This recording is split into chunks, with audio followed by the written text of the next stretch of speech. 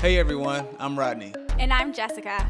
Welcome to The Making of Us. This is where we dive into our lives, cultures, and everything in between. From our first meeting in Vegas to learning about each other's past, dreams, and adventures ahead. We're keeping it real, unfiltered, and fun. So join us as we figure out life together, one conversation at a time. This is The Making of Us. Hi everyone, welcome back to The Making of Us. It's been forever, huh? It's been forever. This is episode 7. 7, yes. Yes, how exciting. I know, man. The holidays were busy. A world. I'm talking about... Honestly. Yeah. I feel like we're still recovering from all of that. Yeah. And I kind of I'm kind of congested right now. Like, Same. I'm like, and I feel like it's like those post-holidays, like, blues, you know? Yeah. Even though it's January 21st and the holidays were a whole month ago, but. Yeah. Here we are. You got you had Christmas, New Year's. Yep. My birthday was just last week. So Yeah. there's a lot of things. There was, just so much. And we're also getting ready for a trip that we're going on soon. Sunday. Yeah. It is, what's today? I mean, it'll be Thursday Tuesday. when this comes out. Yeah. Today's Tuesday. It's Tuesday today, but we're also getting ready for a trip that we're leaving for on Sunday. We're going to be gone for a week, and we're going to Miami, and then we're going to meet up with our friends in Mexico for a wedding. So it's kind of a big trip. Huge trip. And so we've kind of been getting ready for that after Rodney's like birthday celebrations that we did last week. So it's been a lot, but here we are. Yeah, I actually miss doing this too. Yeah, I know. Yeah. It's been way too long. We really have meant to do this so many times in January and December. We set a time. We said this is the day we're gonna do it. We're gonna do it tomorrow, 2 p.m. And then just taking naps. Yeah. Just tired. It's been a lot. Yeah, I mean, I guess it's hard, like especially like on your off days. It's like this is a commitment. Because you gotta, we spend 2 to 3 hours talking. Right. Yeah, and we have to come up with stuff we're going to talk about. You gotta set up all this stuff. Gotta come up with topics. Then you gotta sit here and listen to each other talk for, for a long time. Yeah. But it is good to set aside this time to talk with each other and go through some things even that are going on in the world and stuff like that. So we're finally doing it. Yeah, so we're back. We're back. Y'all thought we quit, didn't you? I bet. I know you did. We're back. I know you did. So yeah. But recap of the holidays. Where should we start? We went to your friend's Christmas. Okay, yeah, that was like 20th? Yeah, I'd say like the weekend before Christmas. Yeah. We drove over to Canada, to Vancouver, and we spent the weekend there and had our friend's Christmas party. Yeah. Which was super fun. Super fun. Yeah, it was fun. A lot of crazy games. Yeah, we played some really fun games. Some wild games. Yeah, it was fun. I did not participate, by the way. Yeah. No. Yeah, he's too competitive. Yeah, I don't know. I don't know, man. I think I'm traumatized from New Year's party. Yeah. Yeah. Why don't you tell that story? Which one? Oh, I think we did last time. I think we did. Yeah, I think we did. Never mind. Yeah, I ended up getting hurt. Yeah. And it just wasn't a good look. So, not participating in any holiday family parties. I might knock somebody over. I don't mean to. Just being a large black man in like a Filipino family. It feels. Yeah. Most of you playing guys, musical chairs. I'm just knocking people over. Yeah. Yeah. Sorry, guys. You decided to just not participate. Just chill. Yeah. Yeah, that's fair. It was some like context. In your friend's Christmas party, like it was some contact sport games. Like I'm like, no, I'm gonna run everyone over doing this. I'm not doing that. That was really true. We played some like pretty intense games. Yeah, like physically. It was super fun though. Yeah, super fun to watch. Yeah, it was really nice to see all of my friends. I'm trying to think of like the last time that I saw everybody together like that. We didn't go back for Canadian Thanksgiving with my friends. No. So I think really the last time I was like together with all my friends was my going away party in May. Oh yeah. So it was really cool to see everyone. Yeah. It was really nice. And we had a really good time. Yeah, it was fun. It was fun. And then I worked this Christmas day. Yeah. So Rod was actually by himself. Just at home by myself on Christmas. Yeah, I mean, it wasn't too bad. You know, just chill, watch Home Alone or something. I mean, that is the downfall. So sad. I feel like that really is the downfall of like working in healthcare though. Yeah. Like especially coming in as a new employee when you have no seniority, like you're almost guaranteed working Christmas, New Year's, like Thanksgiving, like the major holidays. You're almost guaranteed working if you're a new employee. Yeah. So honestly, like with me working in entertainment, I'm usually working the holidays too. Oh, yeah. You know what I mean? So just in Seattle, I'm just not. You know what I'm saying? But usually I'm working like big events, Christmas parties or New Year's parties, you know, stuff like that. So like both of us could be committed to work on the holidays, which could suck. Yeah, it does suck. I feel like especially when you have a family and stuff like that. Like, I don't know. I have a bunch of coworkers who have kids that are super young. So they're like, oh, they're not going to remember. So it's fine. But I feel like the years when your kids are old enough to know and you're not there for like Christmas Day, I feel like that's kind of sad. Yeah. There's only one solution to that. Get rich. Get rich. Yeah. Or work from home. Or work from home, But, like a normal like 9 to 5, I feel like people usually get off the major holidays. So yeah. But maybe one day. Maybe one day I'll get into that. Maybe not. One day soon. What else? Okay, so Christmas. Yeah. You know, let's see here. What happened after that? Mom came when? That's the next thing that happened. Is your mom came on the 30th? December 30th? Yeah. So, and we went straight to Canada again. Yeah, so we picked my mom up from SeaTech and drove straight to Canada. Yeah, it was the most efficient way to get everything done. And she flew all the way from North Carolina. She had a long flight over here, about 6.5 hours. Then we had to ride up 2.5 hours to Vancouver. Yeah, and it was her first time in Canada, so first time using her passport. So she was excited about that. And that was cool. Like driving across the border and everything. Like that was her first experience. Yeah, and they kind of grilled us at the border this time, so she got to see that. That's the first time it's kind of happened to us too. I know. Yeah, and I'm always like, oh, why you tripping? Because you're breezing. This time he's like, whose car is this? Yes. Who's asking all kind of questions. Yes, he asked me, who was this car registered under, and why do you still have Canadian plates? Yeah. So I was like, I just moved 9 months ago. Oh yeah, he's like, I just moved over. He's like, when? And we're like, May. He's like, oh, okay, cool. Yeah. I was so scared that he was going to be like, okay. I did too, yeah. Actually, that was the first time I ever felt like a little nervous. I was like, oh, shit. Yeah, but for those wondering, like, you can have Canadian license plates in America for up to a year. Yeah. So, I mean, it's been 9 months now that we've been here, maybe. So, we were fine. Yeah. It was fine. So, he was okay with it. He was like, okay, cool, and just give it back and like, let's go. Yeah. Yeah. But I thought we were going to get stopped for sure. Yeah. But, yeah, so we went and, my mom got to meet your family right away, so it was so fun. Yeah, that was cool. So we stayed at my brother's house. My brother and sister lived together in one place. So, she met the whole family, and we stayed at their house too. So, like, we really really got to know each other real fast. We really were one big happy family. That's true. Yeah, that was pretty cool. Oh, it was so fun though. Everyone got along, which was so nice. Even my nieces were interested in like what she had to say and stuff like that. They were conversing with your mom, and I was like, oh my god, I love this. It's pretty cool. Yeah, I think with like us being a different race, us being country has a lot to do with it. So it's like you want to hear that, and I think it's just another way of living, because we do kind of have like two totally different ways of living, like me and you. So I guess so I guess that's why it's like, I wonder what she's gonna say, like what is Rod's mom like, all this stuff. So and my mama enjoyed it too. Like that was the first time I've seen her like really free like that in a long time. You know what I mean? So she had a good time, and that was the goal. Yeah. And then New Year's party.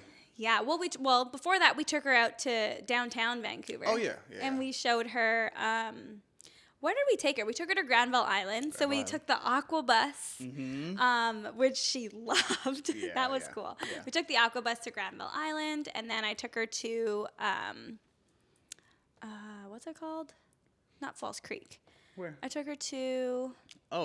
Canada Place. Canada Place. Yeah. Canada Place. Yeah, we went to Cactus Club. We went to the Cactus Club at Canada Place, and it was the most beautiful day, I think, in December. It was New Year's Eve, so it was that day, and it was so sunny, and in the Canada Place area, you could see, like, you're basically by the water at Cactus, and you could see the mountains, the water, and then you have the whole cityscape, so... Yeah. It was so beautiful. Yeah, it was nice. I was so happy she got to experience it because it was such a clear day. Yeah. It worked out perfectly. It was nice. Yeah. It was perfect. And then we got to ride the SkyTrain. Oh yeah. So Mama, she kept talking about how she's never taken a train, which I never realized that. Yeah. Yeah. Yeah. And I didn't even realize that. I'm trying to figure out when the first time I rode a train. Now, when she kept saying that, I was like, when the first time I rode a train? Oh yeah. I don't know when. Was it when you came to Seattle? No, it had to be in Vegas. Oh, okay. The monorail type of thing. Yeah, but it ain't like it's underground. I know. I feel like it's part of it's underground, I believe, like downtown, but I've never been in that. But I never even thought about that. Yeah. So maybe that was the first time me riding a train underground. Okay, cool. Maybe. Yeah. Yeah. I guess I never even thought about it. I don't know. I've done so many things in my life. I swear. Yeah, but I don't know. I think about it. I don't know. Yeah, it probably is. Yeah. That's cool. Yeah, and then... Yeah, and then we had our New Year's Eve party. So I'm pretty sure I talked about this before, but my family, there's 100 of us, actually. And we had a house party this year, and it was so much fun. We brought Rod's mom, and she met my whole extended family. So all of my aunts, all of my uncles, my cousins, my little nieces and nephews, everyone, all 100 of them, and she had such a good time. Oh my god. That really made it. That was so special for me to have her there and to really just get along with everyone. Right. Yeah. It was really cool. Yeah, it was really cool to see. Yeah, she was just having a good time, dancing, drinking. Yes. Taking shots. So before the party, we were trying to round up some alcohol to bring to the party. And I was like, do you think your mom will want anything? He's like, no, she doesn't drink. We get to the party. We go downstairs where all the cousins are drinking. I'm like, do you think your mom? I was like, Carol, did you want a shot? She's like, yeah. I'm like, tequila? Yeah. I was like, what? She takes the shot. No chase. No chase. No chase. Nothing. Nothing. I was like, damn. It was funny they was chanting her name. Carol. Yeah. So they were pouring shots and stuff like that. As soon as she got her, she just took it. She didn't even wait. She didn't wait or nothing. That was funny. That was really funny. Man, that was a good time. Yeah, man. She didn't take one shot, though. She took two. Oh, yeah, I honestly think she took a third. Yeah. I honestly think. I was like, you go, girl. Yeah. That was funny, especially because you told me she doesn't drink. I know. I'm saying, I've seen her drink here and there, but it ain't like she could be like, I'm going to get drunk, you know? But yeah, she was in the zone. Yeah. She was in the zone. Yeah, and she was up and dancing. For a lot of the night. Which it was fun. a beautiful thing to see. She was just out there being herself, having a great time. Yeah. Meeting everybody. Yeah, I'm glad we can make that happen. Yeah, me too. Yeah, it was perfect. It was perfect. It was so much fun. Yeah. And then we ended up coming back to Seattle just the day after. Yeah, New Year's Day we came home because you had to work on the 2nd. Yeah. And then we did some sightseeing around here with her, which was cool. Yeah. We took her downtown. You know, took her to Skyview, which we had never been to. Which we highly recommend if you've already done the Space Needle here in Seattle. Highly recommend doing the Skyview Observatory because it's even higher than the Space Needle. Yeah, it's and even higher. It looks down at the Space Needle actually. And it's all enclosed, so it's just in a building. It's the tallest building in the Pacific Northwest. Yes. Is that right? Yeah.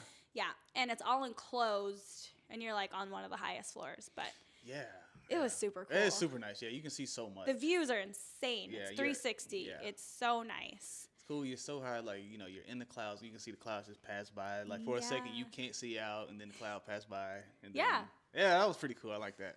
Yeah, that was cool to do. And you can stay up there as long as you want. I guess Oh, yeah. I guess what's it called again? The Space Needle? Space Needle, you can too, but it's so busy, you feel, Yeah. it's like crowded. You know what I mean? And like this place is not like that. I feel like a lot of people don't know about it. Yeah, it really felt that way. It felt like something that like no one talks about. Like, there's a bar up there and everything. Like, it's super tight. And it's like so much cheaper than, maybe not so much cheaper, but it's cheaper than the Space Needle. Yeah, cheaper than Space Needle. Yeah. Yeah, I like it. I like it better, actually. Yeah. Me too. Yeah, I really enjoyed that for sure. Yeah. So that was pretty much the whole trip. I think when Mama was here, we did some more sightseeing. Obviously we went to Pike Place. Went to I took her to the Starbucks Roastery Reserve, which is super tight. Never even heard of it. Me neither. She found it online, and that was super tight. Like, it's a huge place. Yeah. They have so many different things that are not on the menu at a regular Starbucks. Different foods. I saw people had pizza in there. Yeah. People had pizza. They had whole meals, like a whole date situation in the Starbucks. Cool. I thought that was pretty cool. Yeah. A lot of stuff to make coffee, like espresso machines, all kind of stuff. Dang. All kind of Starbucks paraphernalia. I know, we have to go. I didn't go. She didn't with get you to guys. go. Yeah. But I would love to go. You get to see how the beans get. Really? Man, it's crazy. Yeah, cool. It's wild in there. It's super tight. Yeah, we'll have to go there one day. Yeah. One day before. One day before we get out of this place. Which we don't even know when. We don't know when yet, but here we are. Here we are still. Yeah. What's next? That's it. Bible study. Okay. Should we go into like I was saying, we don't know we're gonna leave yet. Just talking about AO Media a little bit, like things are looking up a little bit. Yeah. Okay. Yeah, let's do it. What'd I just say? Get out of here. What are you getting out of here? Yeah. But I will say. Yeah. It's the start of the year. I'm getting a lot of business happening. Yeah. You know what I mean? It's pretty wild that honestly at the first of the year, I was telling you, I was like, yo, I'm getting all these ideas now. Like, I think I was just in some type of slump just by being here, just by leaving the idea of leaving AO Media in Vegas, because I had a lot of things going on there. Here, I just was so scatterbrained. I kept thinking about that. I wasn't present here. My brain was still in Las Vegas and just like, I wasn't like taking almost grieving that. Yes, exactly. And so like, I don't know, something just clicked. A bunch of ideas coming. I started running ads for AO Media. Boom, I ended up getting a client off of the ad. With this just in a couple of days. I went and filmed this basketball player down at Federal Way High School. I went and filmed him. What else? BizX. Oh yeah. Finally I got a referral from BizX. I think that's gonna happen. I just had a meeting with them today actually, with the client. So fingers crossed on that. Yeah. There was a school hit me up. Oh, okay. Yeah. I don't think I knew about this, did I? Jared. Oh, yeah. Yeah. So a school hit me up. So that's potential business. Yeah. A few people in Vegas hit me up. I know. I feel like everybody's been hitting you I'm up talking lately. about, like you've been busy. Like almost every day there's something coming through. So blessed. Yeah, blessed. And 2025 is a new year, Yeah, I honestly believe when I tell you the new ideas started coming, I just started getting like a new outlook on things. All of a sudden, it's like finally I got that I'm here in Seattle. For this reason. I'm here. You know what I mean? That happened, and then things just started happening. So yeah, I don't know. I think it was just I honestly think I was holding myself back. I think I was keeping the clients from me. I was blocking those blessings, like they say. Don't block your blessing. I was blocking my blessings by not being present here. Yeah. So I the can see moment that. I accepted I'm here, all the ideas started flowing for you. Yeah, just idea after idea after idea, and that led to potential clients and clients. So yeah. Yeah, really exciting stuff. Yeah, I'm happy for you. Yeah. Speaking of blessings. Blessings. You know what I feel coming on? Bible study. Bible study. Oh my God, it's been so long since we've done this. I know, we hadn't even done it. Like, yeah, it's pretty bad on our part, honestly. Like, we haven't been doing the Bible verse every day. But you know what? Here we are today. Back to real life. We're gonna do it. We're gonna be better. All right, verse of the day is Psalms 119 and 11. Here we go. Ready. I have hidden your word in my heart that I might not sin against you. I might not what? Sin against you.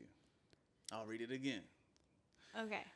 I have hidden your word in my heart that I might not sin against you.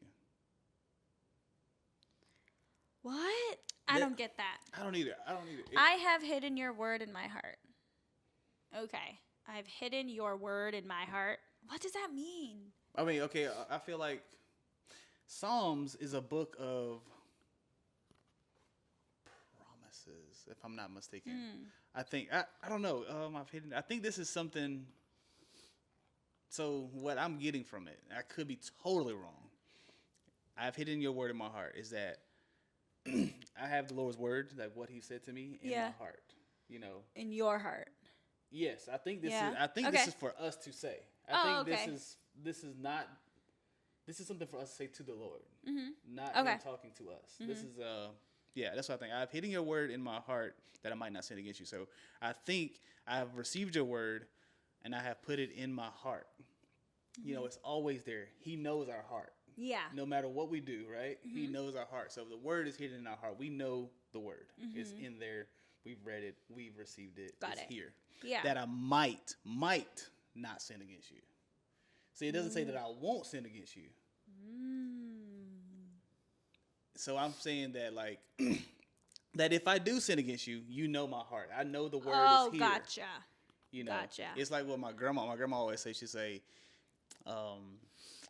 blame it on my mind, not my heart. We know her heart. Like, if she does, you know what your true intentions are. Like, yes, yeah, because you know that you have a good heart. Yes, that's what I feel like this is saying. Oh, okay. Hidden, I've tucked that word in here. I have accepted him.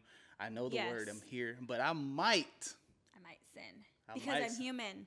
Yes, exactly. So that's what I'm thinking this means. I could be totally wrong. If you know what it is, or if you got a different interpretation, Please help.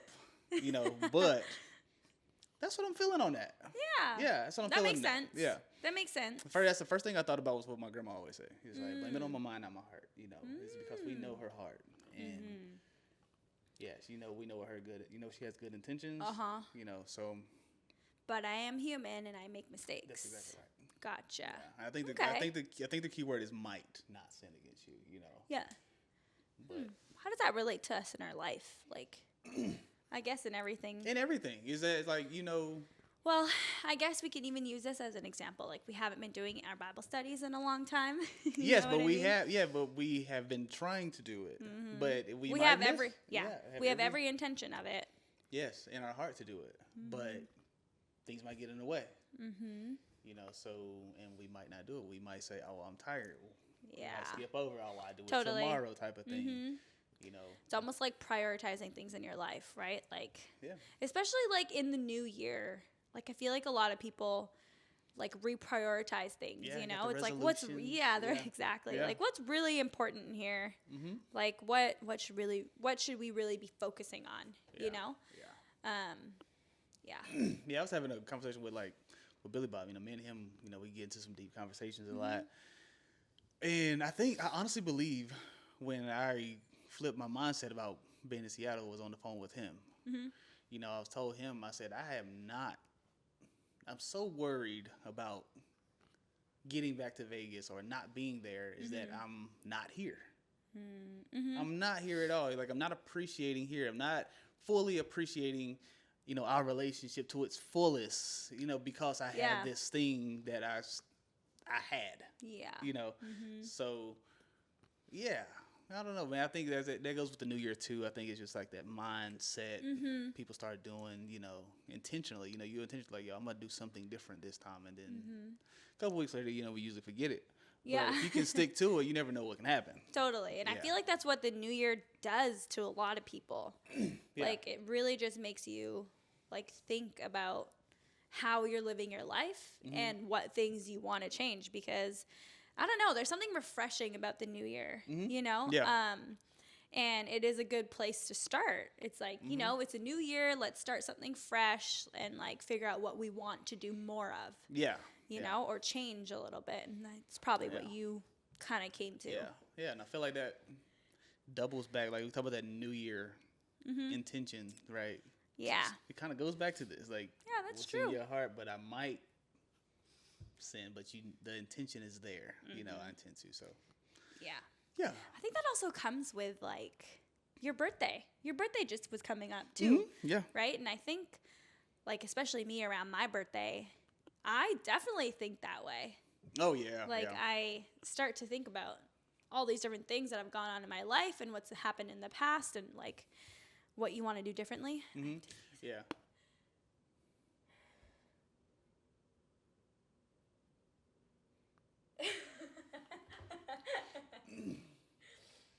Oh, never mind. Yeah.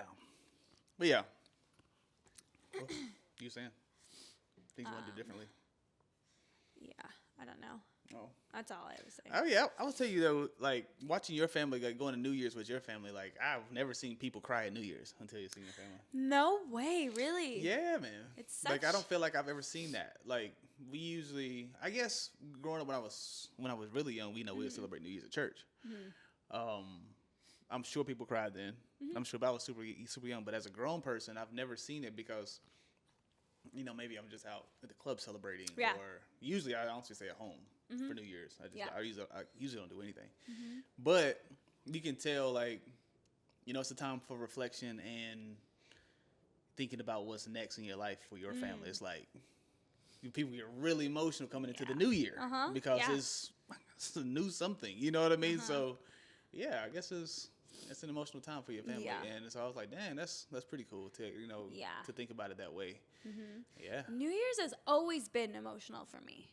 Really? Yeah, but like now that you bring that up, it's like, okay, like I guess that's not normal, but it's always been for me. Like even as a kid, like my parents every year, it was just like we made it another year.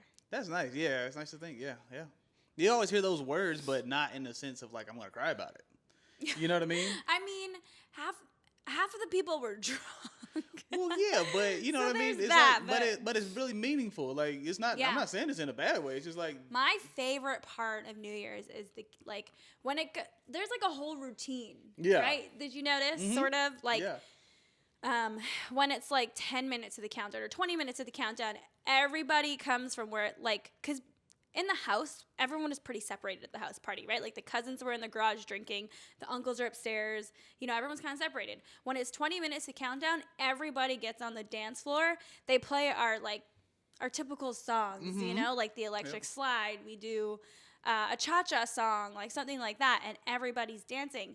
When it gets time to count down, like when it's a minute left or 2 minutes left, everybody goes to their immediate family. Right. And you're hugging for the last minute. Yeah. And counting down. And then you count down the last 10 seconds and you're holding your family. So, yeah. And it's so cool. And then after that, the first song we play is We Are Family. Yep. Yeah. It's such a cool tradition. Like, yeah, I love it. Everybody go around hugging people. And then, and then you go around and you hug everyone and say Happy New Year, I love you. And then... it's 100 people, so it takes it's a process. forever. And then we all have a first meal together, so we all go and have soup together. Yeah. It's the same dish every year. Yeah. We have soup. Yeah. And like noodle soup, and it's the best. It's the best. It really is the best. Like I've been doing this exact thing ever since I was a kid for New Year's. So yeah, it's pretty cool. Yeah. I know in the where I'm from, I know people usually do that first meal. I want to say we didn't really do it like that all the time, but I could be getting it wrong. But I think it's black eyed peas, greens, and cornbread. I think that's the three things. That's the meal that's the first meal of the year. Oh, okay. Yeah, it's supposed to symbolize something. Right, but right. I don't know what exactly. I know one of the green. I think the green symbolize like money, like financial. Yeah. Freedom and stuff like that. I believe that's what that means. I could be wrong, but I know. I feel like that's the three things you have in that meal. Yeah, that's cool. Yeah, I asked my aunt. Oh yeah, you did. I asked my aunt this year. I was like, why? I'm like, why do we have like soup? It's like it's pork. It's ham soup. I don't know what it's called. It's fire soup. I'll tell you that. Whatever. It's ham soup with like noodles. And I was asking her, I was like, why, is this a Filipino tradition or is this like a family tradition? Like, why do we have this? And she's like, I don't know. That was she's so like, funny. It's because we have leftover ham from dinner. Yeah. So ham is very typical to have for my family in Christmas and New Year's. And so it's just something that we have excess of, I guess, every year. And we make soup out of it. Yeah. And it is so good. It's fire. It's so good. Did you see how big the pot was, too? Yeah. For 100 people. Yeah. It's crazy. Yeah. And everyone's drunk. Everyone's drunk. Yeah. It's the best. Yeah. It was fire. And every year I burn my mouth. I definitely burn my tongue. Yeah. Super hot. Because you just are so it's so good, but it's so hot, off the stove. Yeah. You know. You have any New Year's resolutions? Because I don't even think I thought of any. Me neither. I didn't really think of any either. Well, off your head though, just give 1, 2. I do definitely want to. I'm saying this every year. I want to work out more consistently. Okay. I just want to be better at it. Yeah. Even just working out at home or doing something at home. I need to move my body more. Just move your body more. Yeah. Yeah, I feel that. Yeah. What about you? I wanna I just want to be more intentional about my business. I want to be more intentional, which will lead to more money. Financial freedom is a goal of mine. I don't care how shallow it sounds or whatever. That's important to me. And I think it's because my family was not free from finances. And they weren't. And I want to create that. I want to create that for us, our kids, my sisters, my nieces, and my parents for as long as they're here. I want to create that. So that's my intention for this year for sure. Just honing in on it. Really buckling down. Yeah. Health, obviously, there's a goal. I want to get down to 225 consistently. I don't want to fluctuate. If I fluctuate, I want to fluctuate down 220 to 225. I don't want to fluctuate to 225 to 235 like I do now. Yeah. I want to be at walking around 225 all the time. That's what I want. Those are the two things that I can think about for myself. Yeah. Yeah. Those are good. Those are some good goals. Yeah. I guess so. Good things to focus on. Yeah. All right. What's happening in the world? Oh, no. What has happened in the world? So today is January 21st. And yesterday, we all know what happened yesterday on January 20th. Martin Luther King Day. Yes. yes. Thank you. Yes. But you have to shout out Martin Luther King because, course. The cool thing about Martin Luther King is he fought for something and spoke for something, believed in something, had a dream about something he didn't ever get to experience. Yeah, I know. Yeah, that is crazy. Was he pretty, well, that's kind of a stupid question, but was he really well known? When he did the speech and stuff like that? Yeah. He was. Okay, so he did hit a huge following. I mean, his speech gets said every year. True. He has his own day. I know, but I was just wondering if it became popular only after he got assassinated. Oh, no. Okay. Yeah, he was the guy for a long time, What year was this? 1963. Oh, okay. Yeah, 1963. And then he was assassinated 77. No, 68. 68. He was assassinated 68. Okay, cool. Yeah. Wait, so 63. So 5 years later. 5 years later, he got assassinated in Memphis, I believe, right? That's what it was? Yeah. Did they ever know who it was? I think so. I'm not sure. But I think everybody knows the government did this. Yeah, everybody I know. Yeah. It's crazy because the FBI put out a thing for him and people on Twitter was like, this is ironic for y'all to do this because we know y'all did this. Yeah, right. Yeah. The cool thing about the I Have a Dream speech, that was improvised? Yes, I did hear about that. Yeah, the speech was written. The speech written. itself was. Yeah, the speech itself, but the I Have a Dream part was not in the speech. I heard about this. Yes. Yeah. I feel like I saw this online yesterday. That's pretty cool. That's so cool. Yeah. Yeah, But yeah, man. Because it's so iconic. Yeah, but exactly. I feel like that's why it was so iconic is because it's so authentic. It just came from his heart. Exactly. You know what I mean? Yeah. It wasn't, I don't know, speeches can sound robotic for sure. For sure, yeah. And not natural. And so this was just came from him. But came from him, yeah. He was definitely one of the people who just knew how to speak. Yeah. You know, it's like an Obama or something like that. Like Obama knows how to speak, knows yeah. how to connect. And he just felt it. Yeah. Yeah. Like they might have a script, they might have something, but it's more like points that they can knock off, but they can speak from the heart about those points. Yeah. It's pretty cool to see, man. You know where he's from? Who? Martin Luther? No. Yeah, Atlanta. No, I did not know that. You know, there's a team named after him, WNBA, the Atlanta Dream. Cool. I didn't cool. know that. Yeah, it's pretty cool. Yeah. Cool. Yeah, pretty cool. Yeah, he did his thing, man. And his wife, you know, Coretta Scott King, she, you know, killing it too. You know what I mean? She made sure his legacy lived on. Yeah. You know, I felt like they did her wrong. I'm not sure if it was, there was somebody supposed to flip the coin at the game, at a football game yesterday. They brought her out to the middle, but the referee kind of stepped in front of her and he flipped the coin. Oh. Like he didn't let her. And you could tell that was the plan. Like if you watch her, she's like, you know, like what's happening here? Oh my God, they're still doing her dirty. Right. Like what the like it doesn't make any sense, but man, that is crazy. Yeah, it was. That's so bad. Yeah, it's pretty bad. That's pretty bad. Especially on Martin Luther King Day. Right. Yeah. Like the disrespect is that's crazy. It's pretty crazy. That's really bad.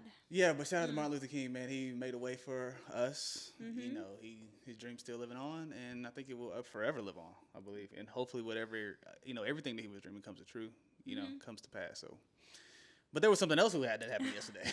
Yes. Oh. You were consumed with this yesterday too. Of course, man. All day you were giving me updates of what was going on. I was like, oh no, oh no, oh yeah, no. Man. The inauguration, you know. The inauguration of the Donald Trump. Donald J. Trump, I think is his. Ew, really? I think. Yeah. Anyway, it's his second term. Yep. You know, and he's coming in swinging. Like honestly, like he's coming in to change up the game, and like he is not bullshitting. Like he is not playing. Like he. Coming in first day, signed close to 100 executive orders. So okay, can you explain to me what an executive order is? It's like, well, it's just the president saying this has to happen now. Like, oh, okay. Yeah, okay. He has the power over some things to be like, yeah, this is an executive order. I want this done now. Like, got it. So like things are starting to happen already. Yeah. So what's the app called for the illegal aliens? Like I think it's called the CBP. It's where CBP One app, I think, is where illegals can come in, set appointments to try to get their citizenship or try to get some type of help. He signed executive order. It shut down that day. It shut down yesterday. Oh, and they said I saw the video of that one lady. Her appointment was like an hour away. For her to go have her meeting to set up so she can start getting herself correct. Shut down. That's crazy. It was like hours away. Her appointment was that day. Oh no. Yeah, man. It's pretty crazy. But he signed a whole bunch of things. He he shut down or reversed like 78 of Joe Biden's things already. Holy shit. Boy's wrist got to be hurting, dude. Yeah, he just signed everything. Kidding. Like, yeah. Probably made a stamp already. Fuck oh that. yeah, man. That is actually crazy. Because does this happen usually? Yeah. Usually first day, you know, it's usually the first 100 days. The first 100 days, they usually have all of them since I've been alive be like, the first 100 days, this is when the changes are going to happen. They're going to sign these, they're going to fix this, they're going to do this, blah, blah, blah, blah. Is this like weird then that it was on day one? Or is this different, I guess? Well, I think he's just coming in trying to make a statement. You know what I mean? That's what I feel like. I'm here for business. And he loves the negative stuff. Like, he would love for people to talk shit about him. You know? I do feel like that lights a fire under him to keep going. He's one of those people, any press is good press for him. And there's a few things that I can read you some of the executive orders. So he withdrew from the Paris Climate Agreement and the World Health Organization. What's the Paris Climate Agreement? I'm thinking I have no clue, but I'm thinking it's about protecting the climate. I'm thinking about, that's what I'm thinking is like for climate change and stuff like that. So, you know, the world has come to an agreement of, you know, certain things they should do and can't do to protect the planet. We're not a part of that. We're not a part of the World Health Organization no more. Yeah, we're done with that. Okay, so that one is like if COVID hit again. Yeah, you know how the world COVID was worldwide. And and everybody's pretty much on the same page. Okay, you know how Australia didn't have a lot of restrictions when COVID hit? I didn't know that. Are they not part of the World Health Organization either? Yeah, because they were like free for a long time. Oh, okay. So maybe all the countries aren't in it, huh? Or maybe not. I don't know. But we were. And obviously, and now we're not. Yeah. That's you gotta wild. think America plays a big part in the whole world. Totally. You know. So us. Everybody looks at America. Yeah. You know, we've been number one for a long time. I don't know how long it's gonna last. Right. All right, but yeah, but now those are two things. This is the one that I really hate. Is he pardoned approximately 1,500 individuals involved in the January 6th Capitol riot. Now, for those, you were I'm telling sure me about this everyone earlier. knows about the Capitol riot. I hope, you know, there was January 6th. I forgot what year it was. It was just a couple years ago. You know, people stormed the Capitol, broke in, and they just made a mockery of pretty much the government. And these are pretty much all the Trump supporters that we call the Proud Boys, which we know what that means. You know, in America, you know, it's pretty much. They work for Trump, basically. Yeah, the Proud Boys is usually, when you hear that, when you hear like Proud Boys, good old boys, it's a group of white boys who don't like, who are kind of racist. Gotcha. You know, they ain't kind about it. But anyway, these people were kind of those people. They stormed in. Obviously, this is illegal. Jumped in there, you know, just tore some things up. They literally broke into. You know, that's like breaking into the White House almost. Yeah. It is. Yeah. You know, people, I think a lady got killed. You know, I mean, I don't know what they was expecting to happen. You know what I mean? So somebody got shot and killed. But yeah, he's pardoned. Those people got arrested and those people got pardoned. Oh, yesterday. They got out of jail. Yeah, out of jail. Oh my God. He released because them. he wants them to do more. Yeah. I bet you. I mean, word is that. So back when that happened, he sent out some type of tweet, and it said "stand down." Right when this was happening, Proud Boys stand down. If I'm not mistaken, I think that's the tweet. Proud Boys stand down. And then yesterday he said some things, and it made it look like him or his organization ordered it. is the one who put this on. Yes, yeah. I could see that. Pretty crazy, man. I believe it. They sound like a movie. Yeah, I totally believe it though. Yeah, like he has so much power. I think. Yeah. Like more than we could ever imagine. For sure, man. Like, yeah, you know what I mean? Yeah. Like, and he talked about rigging the elections. Well, sort of. That's what he was like insinuating something about the ballot box in Pennsylvania. So he says. So the tweet was, Elon is really smart. You know, he's really smart with the computers. You know, probably the smartest with the computers. Yeah. And we won Pennsylvania by a landslide. Okay, so how did those two things go together? Like, why would it be in the same sentence? Exactly. Unless someone edited it. Did someone edit it online to make it seem that way? Because not at all. How the hell do those things even go together? Right. Like, okay, you're smart, and we won by a landslide. And what does that have to do with the smartest being with smart? The computers, and we won Pennsylvania. Yeah, that's like, like what? Yeah, man, I don't know what. Like, I love Elon. Like, I do. I like what he does. Yeah. But I don't know what this new shit is he's doing. You know, God. he's going real, like he's going full blown. He did the Nazi thing, He's right? going full blown Trump on it. Yes. Like, I will give him, like, I do believe that this thing he did was what I think it was, what everybody else think it was. Yeah. I do believe that. Even though he did say, my heart goes out to y'all. He did say this. Yeah. I finally heard the audio. But I'm like, this is pretty... obvious. Like no one does that. That's like me saying, "Hey, fuck you." You know what I mean? It's like my heart goes out to you. No, what are you talking about? Yes, you know what I'm saying? Like, I don't know, man. It's pretty wild. Yeah. That is really wild to me, actually. Yeah, I don't know, man. All right, the next one is declaring a national emergency at the U.S.-Mexico border and deploying troops. So, you know, they out here trying to get all them illegals out of there. Yeah, that's gonna be a sad situation, honestly. Like it's just breaking up so many families. Yeah, there's certain aspects of it I can understand. You know, for that it's gonna be beneficial. But I think the way he's going about it is pretty brutal. intense. I agree. Yeah, it's like not. It's thoughtful. just unnecessary to do it this way, I think. I think so too. I don't know if there's ever been, a president to try to stop it. Showing another way to do it. Yeah. I think we've just always been welcoming. Like I said, America's always been a safe haven for stuff, and because of that, we have lost jobs. Yeah. We have lost housing. Because of people moving in, we have aided immigrants. More than we've aided our people. Yeah. That is a real thing. That's a true thing. I think that has happened, but America's built on that. I was gonna say. I'm not saying America. That's what we was built on. It's like everyone came to America for something better. Yeah. Everyone, Europeans, my people, everyone else's people, come over here, for something better. For better. But I guess he is like, I'm done with that. I don't know. Yeah.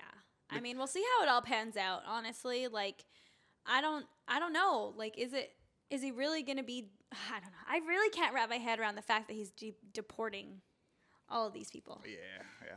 Like, it seems so surreal to me because it's so brutal. Yeah, man. It almost seems inhumane. It is. I believe it is, man. I don't agree with it at all. Like, I don't like it.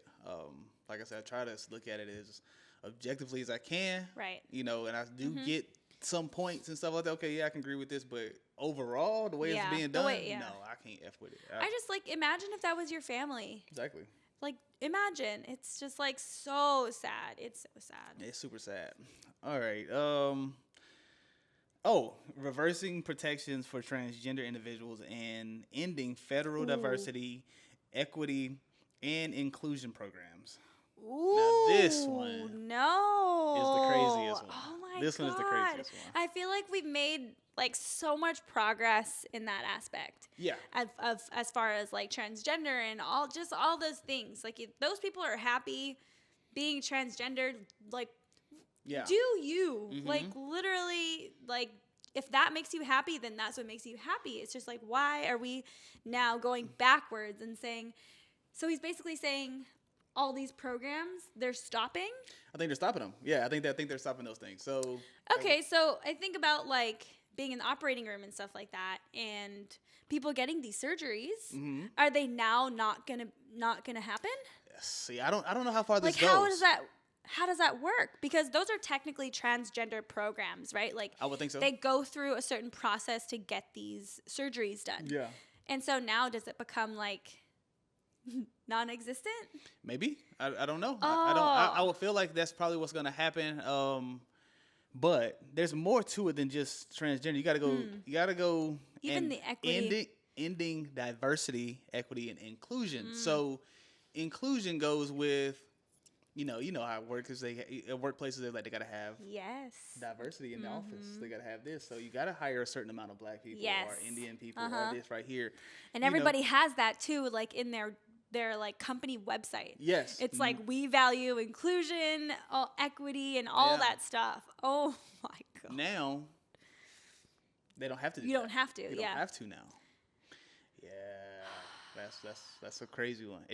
That's out of all of them. I don't know if I had a list out of these. I don't know. There's a lot. There's a lot.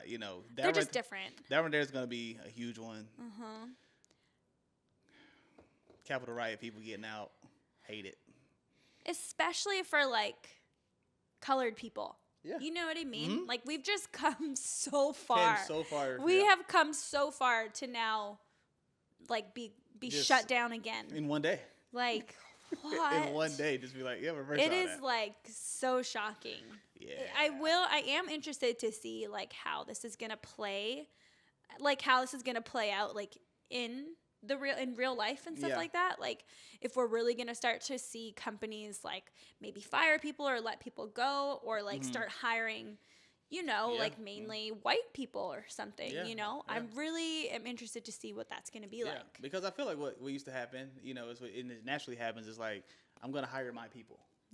This goes for black people, it goes for white people, Mexican people, everybody. You usually hire who you're familiar with, or you want to work with who you're familiar with. Yeah. You want to help them. You want to help them also. I've got this far. Let me bring you up with me. And that became a thing where, we don't hire black people. Or we don't hire these type of people. That's what that became. And so now with, what things have came, you got diversity everywhere. You got to hire everybody, blah, blah, blah, blah. Not anymore. But you know what this does? This gives more power to the CEOs and the hiring managers, and it gives them the power to choose who they want to hire now. Yeah. I don't have to hire a certain amount of black people or a certain amount of colored people. I could hire whoever I want. Yeah, man. So he's kind of giving that power to these people. Yeah. Which is kind of in line with what Trump does. Yeah. He wants to give power to those that are already powerful. You yeah, know exactly. What I mean? Yeah. He wants to make the rich richer and the poor poorer. That's exactly right. So, I don't know. Who knows? Who knows, man? We're just hoping for the best. We're just hoping for the best, man. It's gonna be. We're 2 hours from the border. Yeah, I just wonder, like, how the borders are gonna be. He's trying his best to get Canada as a state. Yeah. Yeah, I don't know how that works out. He's trying to get Greenland. I think he's gonna get them. They're ready to talk. They're ready to talk with him. They've already said it. Canada, I don't know. Yeah, I don't know. With Trudeau, wasn't it Trudeau, right? Trudeau, yeah. Trudeau stepping down, whoever coming in next. That would be so tragic. That would be insane. That would be really tragic if Canada became a state. Yeah, especially for Canadians. Like, you've always been, America ain't gonna know any different. You just know we can go across the border at any time at this point. Yeah. Mm-hmm. But yeah, I don't know, man. That would be really devastating. It would be insane. He changed the Gulf. The Gulf of America, that's not news to anybody at this point because he's been talking about it, and I think he signed it to go ahead and get that changed. You know what I'm really scared about if Canada does become I don't know, for some reason I feel like it can be a possibility. I think it is. I really am so scared for healthcare to change in Canada. Oh, it's definitely. Oh, that's gonna because I already know that Canada is in a lot of debt from our healthcare system. Mm-hmm. I know.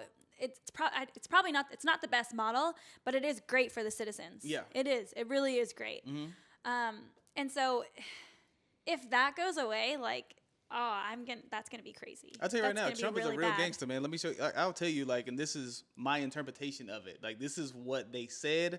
I can break it down into how we would say it. Okay. So he goes and have the meeting with Trudeau, right? Mm-hmm. This is before he stepped down. Yeah. And he's like, we take on this amount of debt. That's what happens. So we take on debt from Canada. We take care of it. It's billion. I forget how many billions of dollars it is, right? We take care of it. That gives us. You guys send us, some of your fruit from the land. Y'all send us food. Y'all send us milk, dairy, all this stuff. Blah blah blah blah blah blah blah. And amongst other things, y'all have access to our armies. Mm-hmm. Right, so it's kind of a trade-off. I see. It's a trade-off. Yeah. So Trump say, but we don't need your stuff anymore. We don't need it. Yeah. And he's like, it would be cool if you had a state. If you were a state, we would take on that debt. It would make sense for a state. But now, if you're not a state, it doesn't make sense for us to take on that debt, and we don't need the stuff from you. We don't need anything from you. Got it. Yeah. Mm-hmm. Then he said, ask Trudeau, what would happen if we didn't pay the debt? Trudeau says Canada would crumble. Yeah. So he's like, all right, well, we're not paying the debt no more. Dang. So it puts Canada in a place to be like, yeah, you are hooped. You're kind of hooped. Yeah. You're like, what do you do? That is a real gangster move. I agree. That is a. Well, it's just showing him what he's showing Canada, basically, what they don't have. Yeah. That's what you do. We're sustainable on our own. America, we can do whatever we want. We're good on our own. You're not. You're not. Do you want me to help you?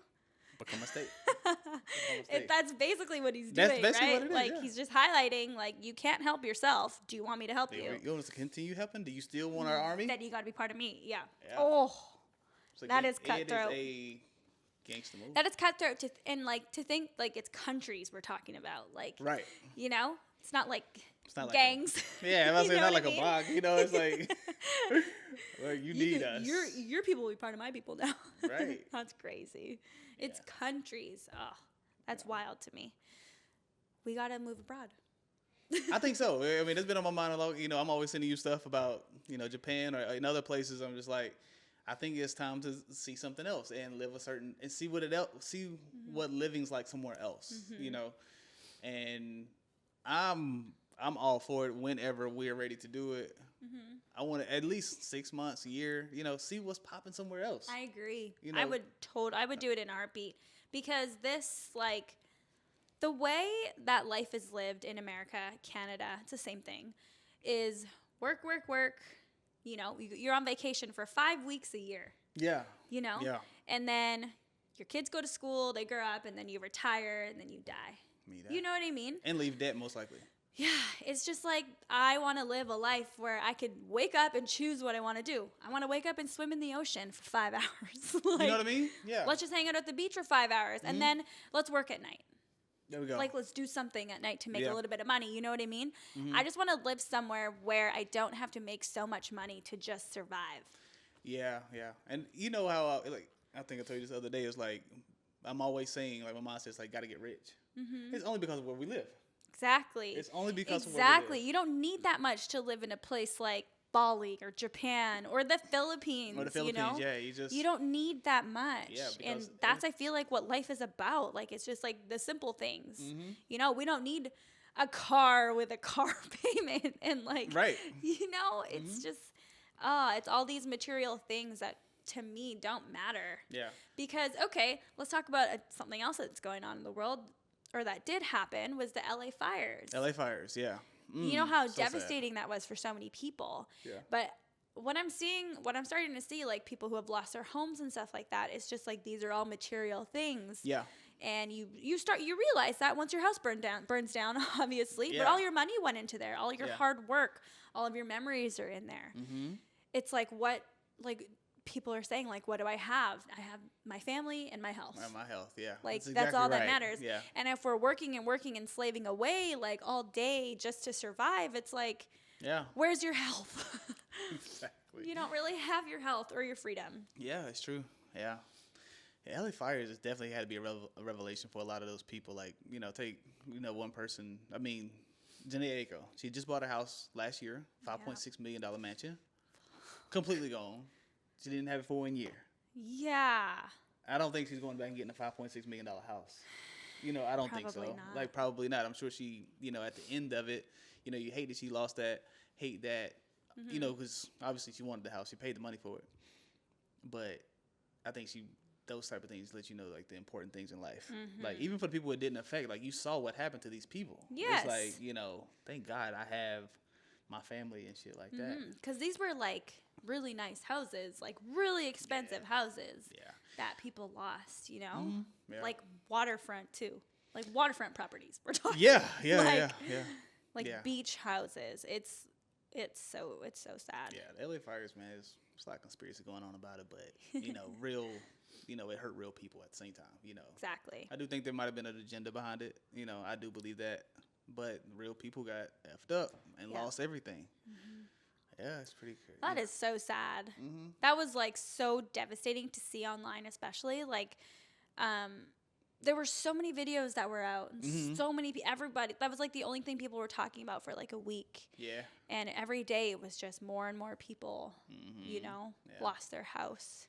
Yeah, it's crazy how, like, we or the internet or the news and shit like that, like, we talk about it for a week. These people about to talk about it for the rest of their life. Exactly. It affects their whole life. And right now, it's like, dang, I ain't saw nothing about the LA fires no more. I don't see anything. Because the inauguration happened. Because, like, that's the thing about social media, though. It's like, so fast paced. Yeah, it's so fast paced. It's like, what's the next thing? What's the next thing? Yeah, man. The next big thing that's happening. Yeah, man. It's weird times we're in. Yeah. Weird times. All right, let's brighten things up a little bit. I know. Let's brighten things up. I know. I agree. All right. So, do you want to talk about sports? Let's talk about sports. My favorite Let's thing. give an update about golf, Roddy. Okay, what's good? What's good? We actually also took a hiatus from golf. Yeah. It got really cold here in Seattle. Super cold. Like, and then the driving range that we usually go to closed in December. Yeah. And January. Mid-December and I think all of January. So we had to find a new one, which we've been going, which is like 30 minutes away. 30 minutes away. Yeah, which is pretty nice little hike down there. I don't like driving that far, but it's a nice it is driving range. So nice. It's so nice. Yeah, heated stalls. Yeah, it's nice. nice. But we actually just went yesterday for the first time in like weeks. It's a couple weeks. Yeah, it's been a couple weeks for sure. Yeah, it was pretty good. We had a It pretty was good day. good. Oh my God. It was like so sunny that day. We're still really good. Definitely better than you would think, I swear. Like, honestly, like, we're hitting good on everything. I feel like. Thoroughly impressed. Yeah. Hitting good with our P's, our 7s. Yeah. Driver. Yeah. Driver was decent. I decent. couldn't drive yesterday, actually. So this is like really concerning for me because I'm always good at my driver. Oh. That's one I'm very consistent with. Okay. I have been very consistent with that my is driver. True, yeah. And I couldn't hit it yesterday with my driver. Man, I had a day on my driver yesterday. Yeah. But I wonder why. I wonder why you're having trouble with your driver. Yeah, I don't know. I'm hitting it really perfectly with my 7, but I can't hit with my driver anymore. Yeah, I think that's pretty much the thing. Is like going from the P to the 7 to the driver. Yeah. Going driver back to the P, driver back to the 7. Something feels weird about my backswing. Oh, okay. I will say that when I'm hitting my driver. Something feels weird about it, and I couldn't figure it out yesterday, so I just stopped hitting with my driver. Yeah. I don't know. Yesterday was I don't know. I was pretty good yesterday. I don't even think I talked about golf when we left. You didn't? Usually I will talk about golf the whole way home or something like that. Oh, I need to do this, need to do that. I don't think I said anything about it. I don't think you did either, actually. Yeah. Wait, that's true. Yeah. Yesterday was pretty good. It was. It was fun. I'm glad. I would play golf every single day if I could. Honestly, a couple hours here, I would definitely do it. Yeah. See, we need the freedom to do that. Get rich. Get rich. Or yeah. move. Or move. One or the other. Yeah, we've been doing our putting inside. We got a little putting mat. Oh my God, if you watch that video. Oh yeah, we got a video up. Go watch it. It's pretty cool. I was horrible. Man, look. But it's pretty fun though because now it's like give us something to do at night. You know, challenge each other, have a little competition. Yeah. You know. I love competing against you. Yeah, you just like talking shit to me. That's it. You just like talking fun. trash. It's just fun. It is fun. It's super fun. And we get better at the same time. So Yeah, that's true. Yeah. But that's about it there. That's about it golf. for golf. That's our golf update. I haven't played basketball. Oh, we're going to golf in Miami?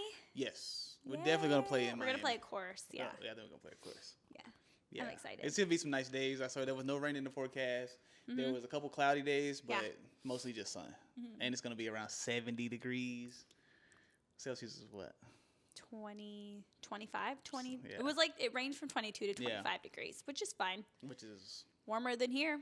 Yeah, warmer than here. You might take a little light jacket. And it's humid and there it's humid, too. So like I think it feels hotter than that. Yeah. Right? Yeah, for sure. Yeah. Okay. Yeah.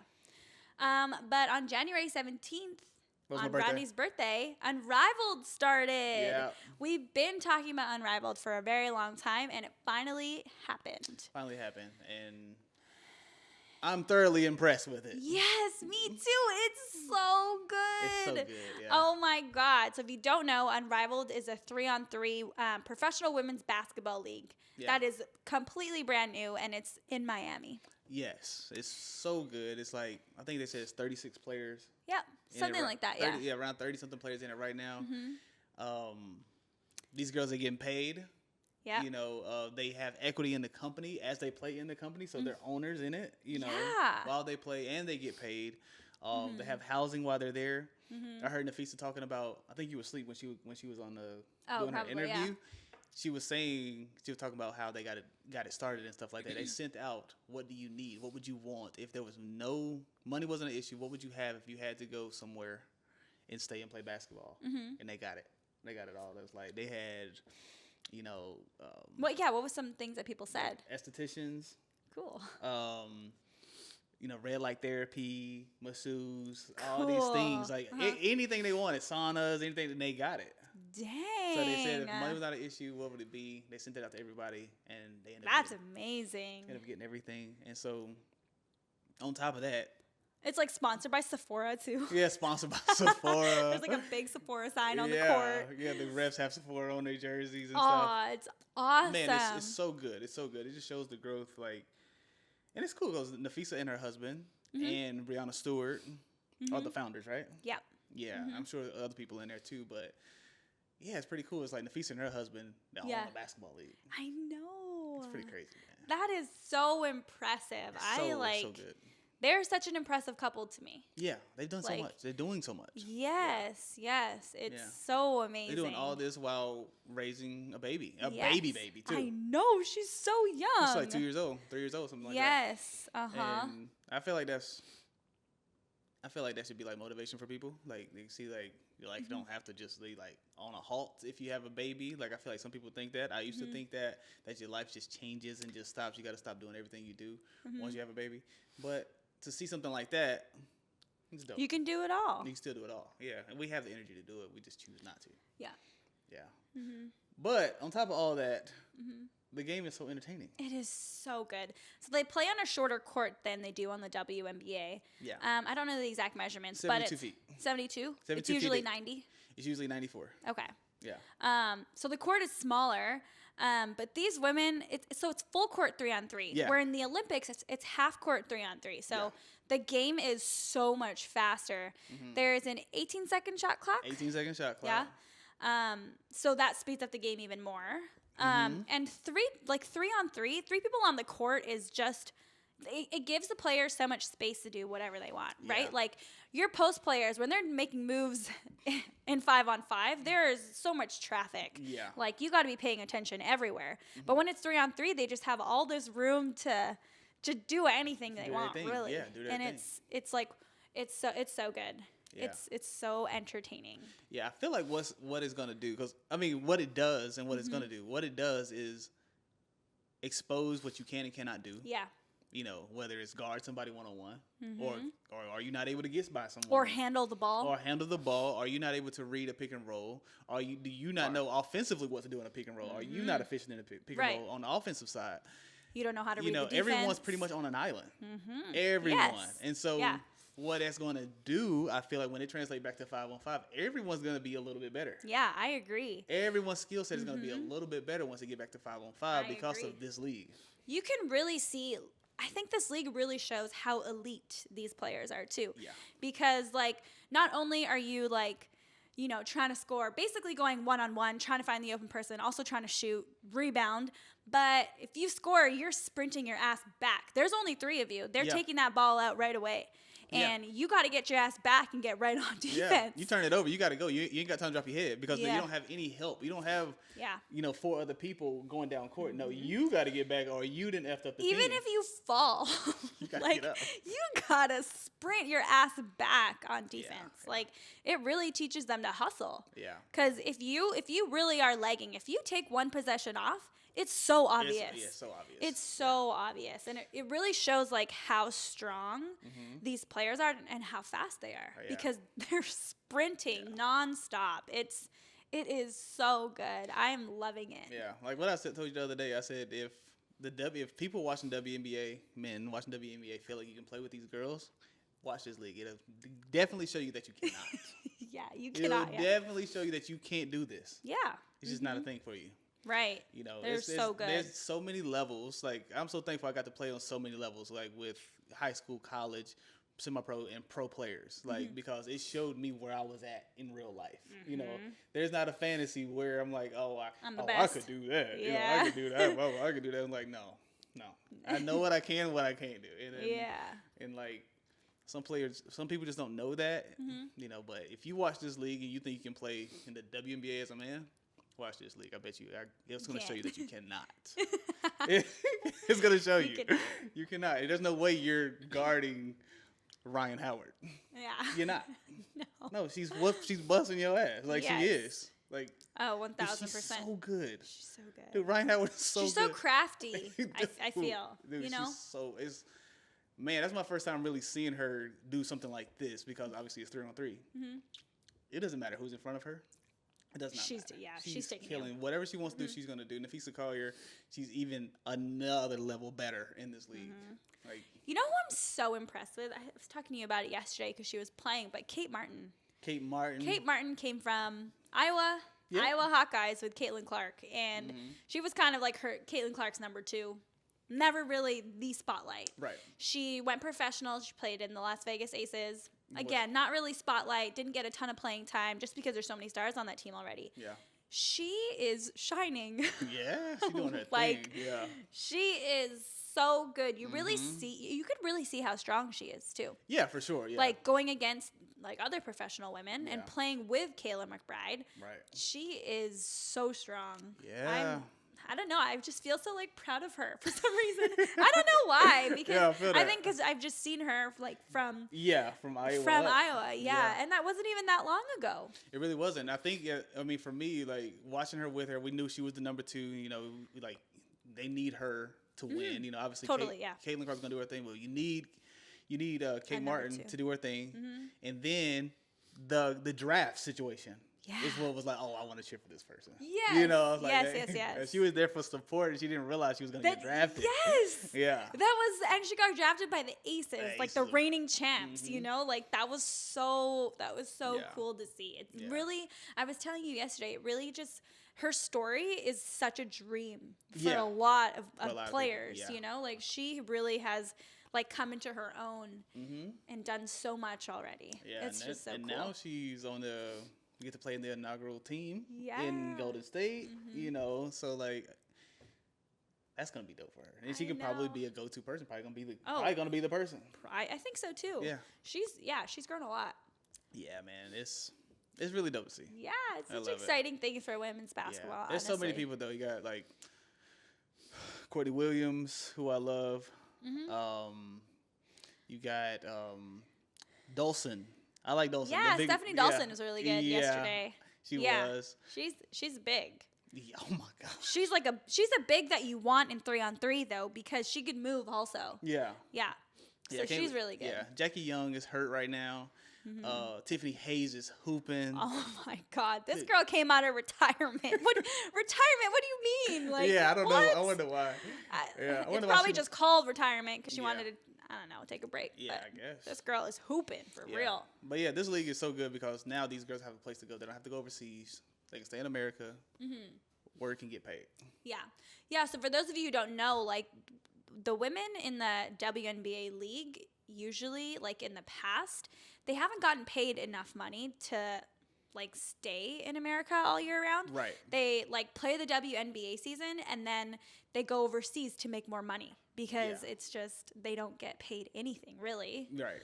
Not enough to sustain themselves for a year at least. So this unrivaled league gives them the opportunity to stay in America and get paid. It's just so amazing to see. Yeah, I feel like next season is going to be more teams develop in the unrivaled league. It's going to be more teams. It's going to be a huge league. I feel like, honestly, there's going to be way more people joining the unrivaled league. I think it's smart to start with the 6, though, that they have right now. Because I think, you know, you don't really know. You got to test the waters. And you want to make as much money as you can. So start small, right? The sponsorships are going to be crazy next year, though. I feel like everyone's going to be like, I want part of this. I agree. Yeah. We might go to a game. So when we're in Miami, there's a game on the Monday that we're there, so we might go. We're gonna see. We don't know yet. The tickets are going up and down, and we just don't know if we want to go. Yeah, it's really an intimate game, so it's only like 50. No, 50 spectators. No, it's more. I think it's more than that. Oh, okay. I think it's more than that, but there's only like. It only goes like 6 rows back. Yeah. 6 rows back. It's a tiny gym. It's a tiny gym. And so you really get to meet the players after they play. They come up in the stands. You know, you get the chance to go and talk to them. Like, they interact with all the fans and stuff like that. So it's really an intimate setting. And I think that's dope. I know. The thing about going to, though, like, okay, we're going to be paying like this much for the tickets. When we're there, I'm going to want all the souvenirs. Oh, yeah. I'm going to want, like, a hat. I want I would want a T-shirt. I would want all the things. So it's like, if we're going, this really is, like, an investment. We're spending a lot of money to go because I know that this is going to blow up. And so to be part of, like, one of the first people to be there physically would be, it would be so amazing. It'd be amazing, yeah. It's pretty cool. I like the other side. I love the way they're doing it. You know, is every ticket is considered courtside. Pretty much is. You know, but... Yeah, I can't wait to see more of it. Is the game coming on? Oh, it's not coming today? It's not today, no. Oh, okay. They play Friday, Saturday, and Monday. Okay. Every week. All right, yeah. What else is going on in the sports world? Haven't been really paying attention to the NBA. NBA, I mean, I've been watching a little bit, just watching some highlights. I watched a couple games, but nothing really exciting going on. You know, the game is in a transition period, I think. Like, It is. It's like they've come to the realization that there's too many threes. It's taken away from the game. Yeah. It's taken from the game of I basketball. agree. Like, obviously, hitting threes and, watching like Steph Curry play is very entertaining, but watching Embiid try to be Steph Curry is not. Mm-hmm. I agree. That's where it's getting effed up, and I feel like they're finally saying it out loud. Mm-hmm. It's like Adam Silver's like, it's too many threes being taken. Mm-hmm. So, and another part I feel like is, I feel like this comes with what LeBron did. Is like he made a way where I feel like he gave the players the power back. You know what I mean? Like, obviously, the owners and the coaches had all the power back in the day. Mm-hmm. These new age of players found out, we're actually the prize here. Oh, yeah, I see what you mean. So, like, it was necessary for LeBron to take that leap to Miami and say, I'm doing what I want to. Right. I'm the reason this company League. is where it's at. Yeah. The league where it's at, all this stuff, I'm doing what I want. So, everyone started doing that. Mm-hmm. So, you start having somebody like now what's going on is Jimmy Butler is being so weird. Like, he's being very derogatory toward the owners, the coaches, and stuff like that because he knows he's the prize. Right. He knows. And so, like, he's not playing. He's refusing to play. He's like, I want to get traded, but I'm not going here. I'm not doing entitled. that. Yeah, very entitled sense. You know what I mean? So, which goes in line with what I've been saying about this generation that's coming up. Yeah, it's true. I feel like this generation that's coming up is just very entitled to a lot of things, and it's like that's not how it is. That's not how it is. Yeah, it's not how it's gonna be for you either in the real world. I feel like what like say like what LeBron did. There's only one of him. Right. There's only one Kevin Durant. There's only one Stephen Curry. There's only a few people who can do that, but there's gonna be those people who feel like, well, I play basketball too. I should do this. I could be LeBron. I'm the star on this team, but bro, you don't bring the amount of money that LeBron brings. Right. You might be the star on this team, but you're not doing enough. You're not this person. You're not marketable enough. You're not this to be like, I want to do what I want. Right. You're just not. No hate to Jimmy Butler because he's a great player, but the way he's acting, he's doing stupid. He was even at the Unrivaled. He's been training with the girls. Really? Yeah, he's been training. I want to say it was Sweet Baby Ray. Oh, okay. I think he was with her. They were training her and some other players. He was on there talking crazy. Jeez. Sending subliminal messages out. Like, I'm like, yeah, he was talking about that players are the prize. Like what I was just saying. Like he was just saying that on camera during the interview, and the interviewer was like, "Is that a message within a message or something?" And he was like, "Yeah." And this is what he said about the coach. I forgot what team was Sweet Baby Ray on. I have no idea. I can't remember. Anyway, whatever team he was training with that team, right? Mm-hmm. And she's like, "What do you think about the coach and what he's doing?" He's like, "He's not even that good at his job." He's like, "These players are what's making this happen." Oh. And she thought like maybe he was joking. Yeah. He never cracked a smile. He's like, "No, he's not even that good at his job. These players are the prize. They're the ones making it happen." Yeah, I was like, "Yo, what is going on? Where's the respect?" Yeah, like, there's just no respect there. Yeah, I hate that. He's on some other stuff right now. I don't like the way he's acting. He's on a power trip. Yeah. Ugh, I hate that. Yeah, me too. But we watched a football game. Yes. Was it yesterday? Yeah, 2 days ago, maybe? Yeah. Baltimore Ravens. Buffalo Bills. Versus Buffalo. That was such an exciting game. Man, it was so that good, I fell man. asleep on. You fall asleep everything. But anyway, yeah, man, it was such a good game. I wanted to see because I feel like those two guys are the best two quarterbacks in the league right now. I know Pat Mahomes is, but he's just not having that season like these two guys. Lamar Jackson is still my favorite for the MVP. It's going to be a tight race with him and Josh Allen. I wouldn't be mad if Josh Allen got it, but Lamar Jackson's been more impressive to you? I think, oh my God, you see his numbers. It's historic. Oh, yeah. It's historic numbers. Like, I feel like the voting's already up. That game didn't matter toward the MVP. Oh, okay, I see. Yeah, that game didn't matter. I feel like he's a clear cut. Wouldn't be mad if Josh got it. I would be extra mad if Mahomes got it. But I don't think he's in the running. Yeah. But these two guys went at it. Lamar Jackson, he made some mistakes. Oh, for sure. Yeah, I was about to say he had some trouble in the first half, which is expected from him. I feel like anybody who watches this guy who has, he's just one of them players. It's like he's so good at what he does. Right. It's like he trusts himself a lot. And so he throw a pick. conditions were crazy. It was snowing in and out of the game, sleeting in and out of the game. He lost a fumble that led to a score. Then after that, picked it up. He put on a fucking masterclass, especially in that fourth quarter. He put on a masterclass. Josh Allen is unstoppable. Right. If you ask me. Like, that dude is incredible. I don't think I realized how big he was, too. Dude's like, what is he, 6'5", 230 something? Especially as a quarterback. Like, I was like, whoa. Yes, he's huge. He's significantly larger than the other people on the field. He's a linebacker playing quarterback. Yes. Yes, he is. Like, that is deadly. And he's fast. He can move. He's quick on his feet. He's not scared to take a hit. It's almost a guarantee. If they within 2 or 3 yards. I wonder if he didn't grow till he was after high school. You know what I mean? And so he played quarterback. Yeah, I don't know. I don't know what he did. Because his stature is just so linebacker size. Yeah, man. You know what I mean? Mm-hmm. And so to see someone playing quarterback with that stature is like, what the hell? Yeah, you don't see it that often. But yeah, both of those guys put on a show. That fourth quarter.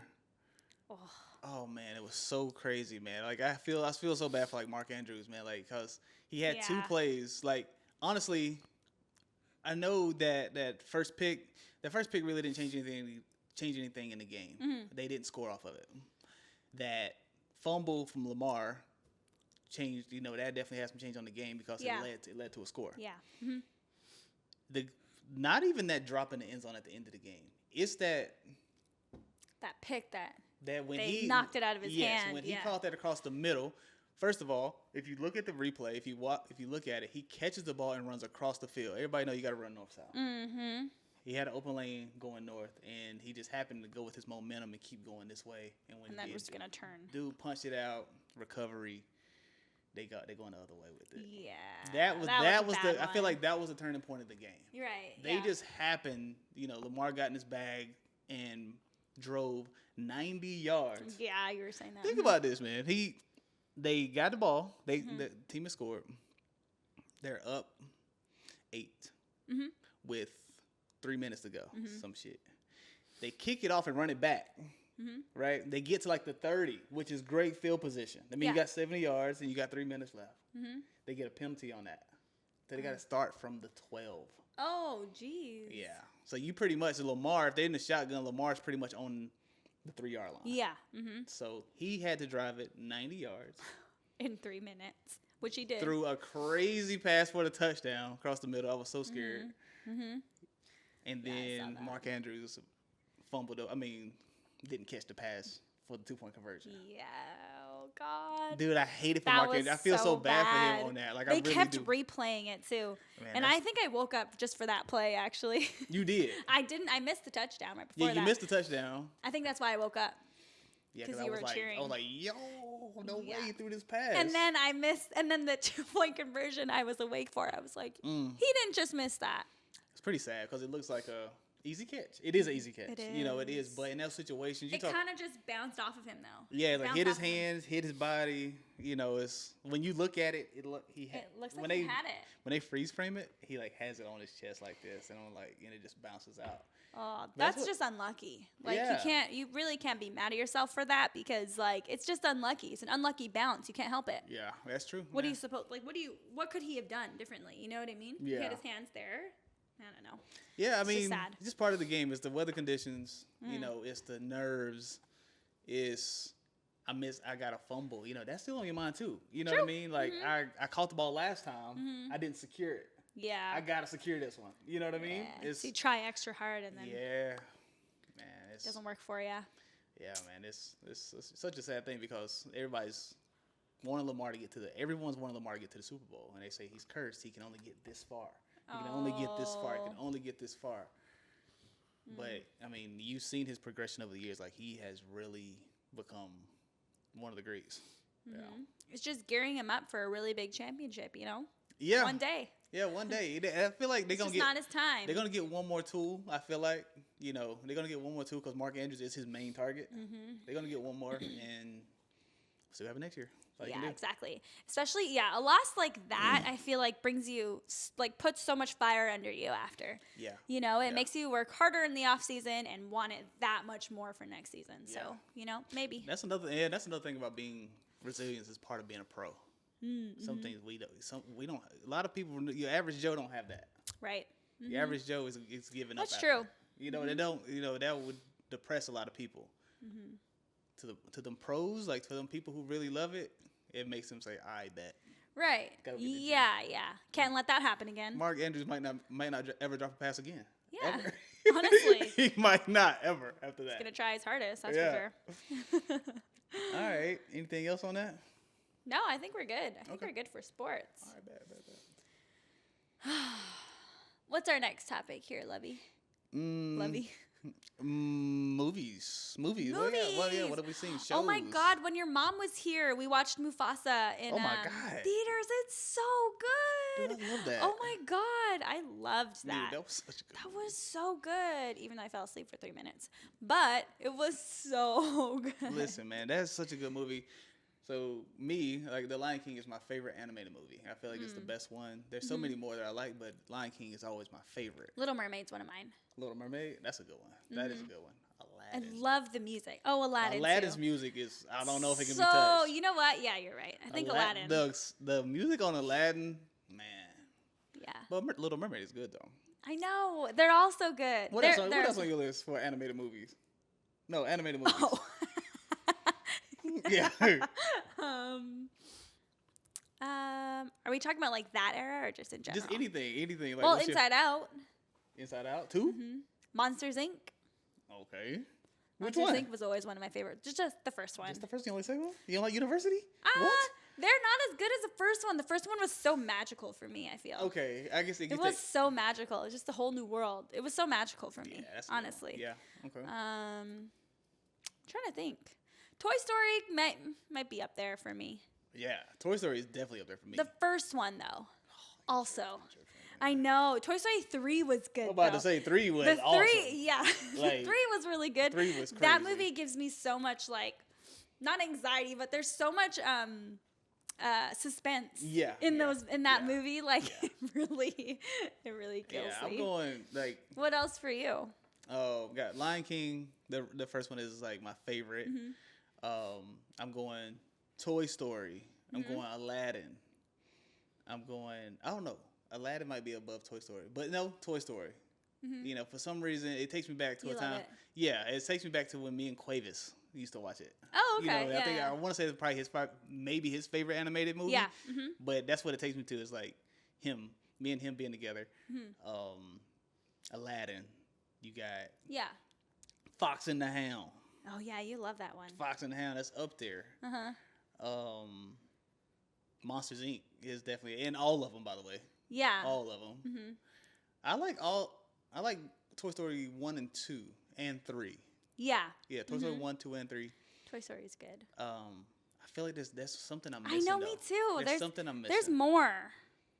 There's so many more. I just can't think of them right now, but yeah, that's fine. Little Mermaid is always a classic. Pocahontas. Pocahontas is a what good. About Mulan? Mulan is up there.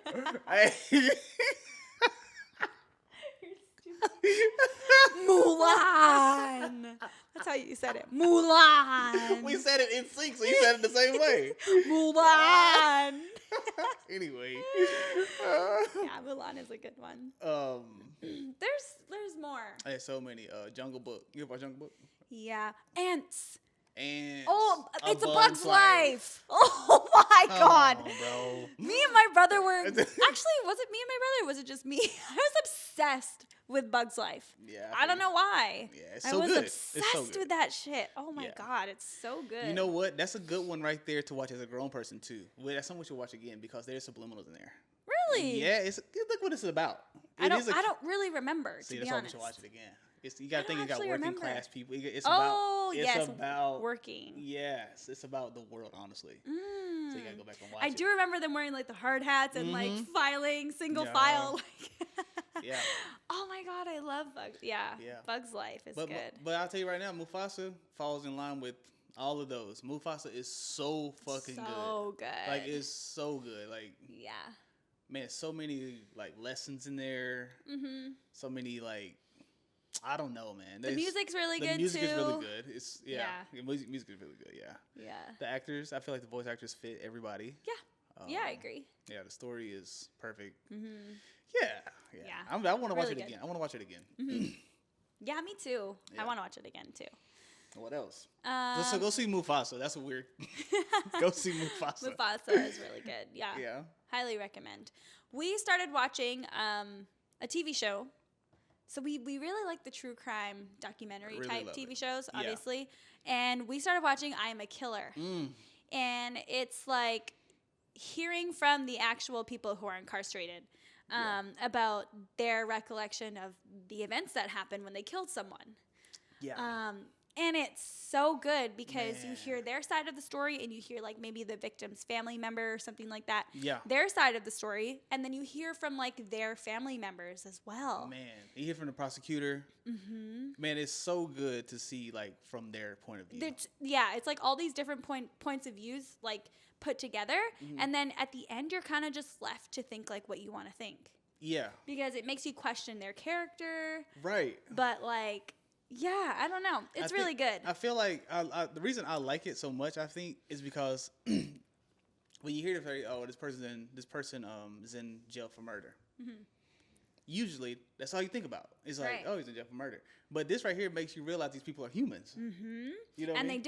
They did something, like someone pushed them over the top or something. Or yes, something really triggered them. Yeah. Or it was an accident. Or exactly. Like, it's so crazy because you start feeling sorry for them. Or you're like, oh, I get that. I understand why I did that. Right, totally. Or it's like, damn, that's probably an accident. Or this person's a piece of shit. Right. You know, it's like you start to get your own reasoning behind it instead of just hearing, oh, he's a murderer, and that's it. Yeah, and that's it. Yeah. Oh, yeah, like he probably grew up like that or blah, blah, blah, blah. Yeah. You know, like, he's a bad person. Yeah. He's a monster. Something they all like got feelings and it's just like everybody else, but we really don't get to hear that part of it. Yeah.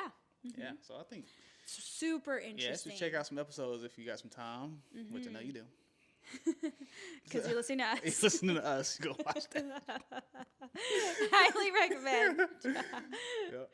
But if you have any other movie recommendations, show recommendations, let us know. We're going on a 6-hour flight to Miami, so yes. I'm going to need something to keep me busy. Yeah, we got a 6-hour flight to Miami, then we got a 7-hour flight from Mexico. Home. Yeah.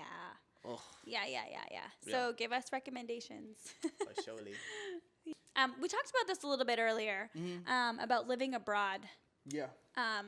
Where were some places that you were thinking about living abroad for a bit? I'm getting more information. So blindly, if I was just gonna pick, I would pick Bali, Budapest, Japan. Budapest. I haven't heard you say Budapest before. Yeah, it's something I don't know. I was obsessed with that place for a long time. I kept seeing it. You know how you Where like is see Budapest? numbers or something? Things in Hungary or some shit. Oh, okay. I don't really know. I honestly don't know. But it kept coming up for me on a lot of things. I don't know why. It just kept coming up, so I would look at it, and it's like a beautiful place. Yeah. You know, they got certain things. But I haven't really did much research on it lately. The more research I do, Japan, Bali, Budapest is my top. So Japan is my number one. Mm-hmm. Yeah, it just seems that, cost of living's low. Yeah. And it looks clean there, generally. It looks clean there. Crime is low. Education is over there seems to be nice. Yeah. They're a sports-driven place. How cool would it be? Like, we were talking about this before, too. Like, if we were to have kids and live in somewhere like Japan, our kids are obviously going to be tall like you, colored like both of us are. Like, I do feel like our children will stand out in a place like Japan. Yes. Yeah, maybe even thrive in like sports and stuff like that in a place like Japan, just because of the height advantage and like just stuff like that. Yeah. But that would be cool. Yeah. Someone told me, it was like, bro, go to Japan. You're gonna thrive just off your appearance. It's like, bro, you're gonna thrive with your appearance and personality. It's like people are gonna want to know who you are. They're gonna think you do something because of you're tall, the way you look, so then when your personality start getting to know you, they're just gonna love you. Right. And I was like, dang, someone told me. I was like, that's I never thought about it that way. That's probably true. I was like, yeah. I mean, Philippines, maybe. Since you're from there. Well, Philippines is probably my number one. Yeah, okay. That makes sense, yeah. Just because I just went there last year, so like it's pretty fresh in my mind, and I've actually like physically been there, and know that it's possible to live in a place like that. Yeah. And it's beautiful. Yeah. I love the Philippines. And I've always wanted to live in a place like that just has like slower kind of living, and by the water. So. Yeah. I would love to be anywhere by the water, like. And I think it would help too because I speak the language. But I do think that like being in somewhere like Japan or Bali would be good for both of us. Yeah. Because like neither of us speak the language, don't know that much about the culture, and so we together would be learning. Facts. Facts, yeah. Whereas if we're in the Philippines, like I know most things. I know how to. I could probably communicate and stuff like that. Yeah. So it would be challenging, but I think it would be even cooler to be in a new place. In a new place, yeah. Like, I mean, honestly, that's I want to make that one of our goals. Once we figure out everything here, and just to go and see some places. Why not? Like, I mean, you always talk about your parents. And I think about my parents. My parents still here. Yours aren't. But it's like they both kind of live the same type of lifestyle, I think. Working for the kids. Right. And not doing exactly we don't know what they wanted because they never talked about what they wanted. Yeah, exactly. So since we know what we want, let's do what we want. Let's do it. Let's do what we want. Yeah, I agree. What did I don't know if you heard on The Luckiest Girl Alive, what that lady say. She said she was talking to the girl who's a writer for the New York Times. She was like, write it like no one's ever going to read it. And then she was like, and I thought that was pretty cool. I feel like it's a life lesson for everything, and everything you do is like, do shit like no one's ever going to see it. Do it for you. You know what I mean? Don't, because I know for me, like growing up, I wouldn't post stuff online that I wanted to because I had sisters. Because I had my mama, like wondering what they're gonna think, what they're gonna do, what they're gonna say, That's so that when she said that, it kind of hit me. It's like she said, write something like no one's ever gonna read it. That's where you're gonna connect. That's where you're gonna write your best stuff. I feel like that's what you told me about this podcast.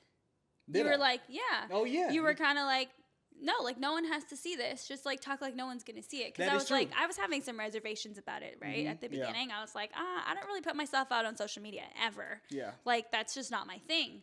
Like I don't think I can handle what people think and have to say and stuff like that. Yeah. And you were just like, just act like no one's gonna see it. And damn, like, yeah, you're right. Yeah. And I didn't realize this is what I tell my clients too when I record them. Oh yeah. I said, talk to the camera like no one's ever going to see it because no one ever has to. We can delete it right now. I said, as soon as you're done, we can delete it. It's like, so say exactly what you want to say. Yeah. No one has to ever see it. Yeah. And I guess, I don't know. I guess I needed to hear that for someone to say it to me. And so I felt that when she said that. And then she also told her, she was like, I'm going to move to London. She's like, what do you think? Blah, blah, blah. And then she say, do what you want. She said, write down what you want, believe what you want, not what everybody else wants. And do it. And do that. She said, it was really cool. Yeah. That's a good way to look at things too. Yeah. Especially if you want to do if we wanted to do something like live abroad, right? Like no one in my family has ever done it. Like no one in your family has ever done it. And it's like, we are going to get some questions and some sideways looks, I'm sure, if we were to do something like that. If even if we had kids, taking your kids somewhere abroad, people would look at you sideways for sure. For sure. Yeah. But it's something that we want to do. How cool would it be for your kid to get educated in a different country and learn a completely different culture? Yeah. How well-rounded will that kid be? Right. Right? Exactly. Yeah. These are life experiences that we never had, but we want our kids to have. We want to have. So it's a good thing that we're aligned on these things though, because I don't feel like that many people would want that. That's true. Yeah. Because it can feel so so far out of reach. Yeah, I feel like you can't obtain that. It feels like you just it's impossible to do. I feel like it takes all this, takes all that. And I mean, for me in my personal life, like, you know, in the beginning, like, my dad was mad at me. My daddy was mad at me that I left. Yeah. You know, he didn't really understand what I was doing, you know, at all. You know, he did not like the fact that I left home. You know, I remember we'd have conversations, we'd argue, like, you running away from home? And I'm like, no, I'm not. You know, why would you think I'm running away from home? Like, running away from what? And he was like, why is your life so bad? He would ask me stuff like that. And I'm like, it's not. It wasn't. It was never, like, bad at all. You know, he didn't understand it. But now it's celebrated. He's proud of me. He's proud of, like, because now he can see that I'm still the same person. Doing more things. What, you know, I'm more educated. I'm more cultured. I'm more this. I'm more that. But I'm still Rodney. Like, I don't think he understood that in the beginning. But now he does. And so think about when you wanted to move to the States. It's probably hard to tell everybody you was going to move, but everybody was like, proud of you for doing it. Yeah. You know? And so when you go back, everybody's happy to see you. Everybody's still so proud of you still. No one has any resentment towards you. Yeah, that's true. It's just, so like thinking about what everybody else wants, you don't even know what they want really, or want for you, or what they really think. You really don't even know. We just kind of speculate it. Yeah, totally. Yeah. And I think what scares people the most is losing, like, the stability of being in one place. Yeah.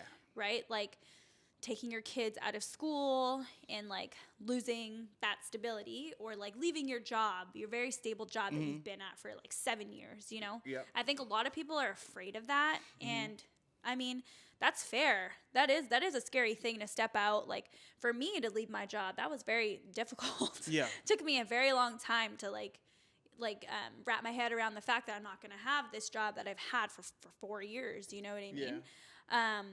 But I mean, I don't regret it. Not at all. Like, moving to Seattle, like, being here with you, like, meeting new people at my new job. Like, yeah, I don't love my new job, but, like, I'm happy I did it, because I have such a different view on just nursing, like, healthcare and nursing in general. And, like, I've learned so much too. Yeah. Like, I'm so much better at my job. Yeah. Because I had to be. I had to step up and be better. So yeah. I truly feel like I am a better nurse now. Nice. From being here. Yeah. But that's dope. Yeah. Got anything else? Anything else? Anything else on your heart, your mind?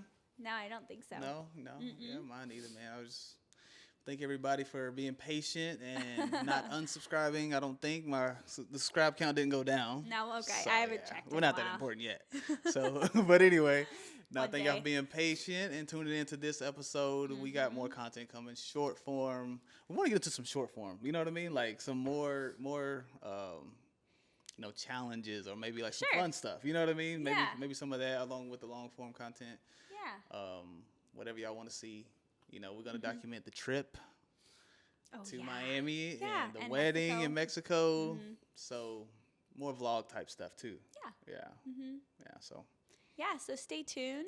Yeah. Thanks for listening, y'all. Thank y'all. See you in the next one. Bye. Bye.